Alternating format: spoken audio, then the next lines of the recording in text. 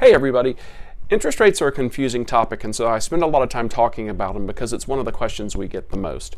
And what I want everyone to know about interest rates is, despite what you hear in the news or maybe from your uncle's brother's coach's kid or whatever, interest rates do not follow what the Fed does directly. You hear that the Fed has changed the interest rates up 0.5% or 75 basis points or whatever they do. That doesn't directly affect mortgage interest rates. Mortgage interest rates are very, very closely tied to what inflation is doing. And so inflation has been high, as we all know, hence interest rates have kind of followed it up. Now, your home equity line of credits, those are direct correlations with what the Fed does. So if you have a home equity line of credit on your house and they say that the Fed raised rates 0.25%, then your interest rate on your home equity line of credit did go up 0.25%. But mortgage interest rates follow inflation.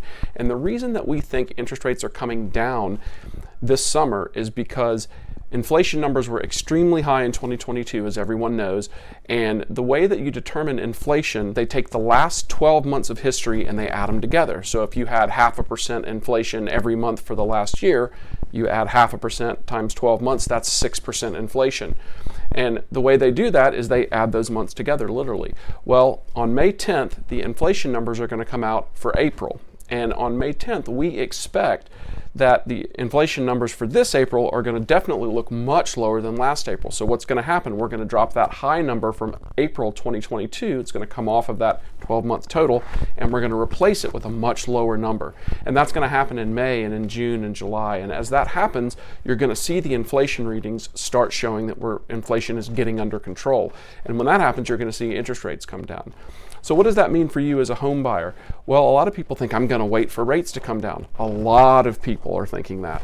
And what that means is when rates do start to come down this summer, this buying opportunity that we're in right now is going to go away because it's already tough out there. There's already a lot of competition and not nearly enough inventory for houses. But when rates come down, a lot of the people out there that are sitting on the sidelines waiting are going to jump back in the market. So if you're on the fence about buying, now is actually a really good time. You can always refinance later. Hope that helps, and we look forward to helping you soon. Bye.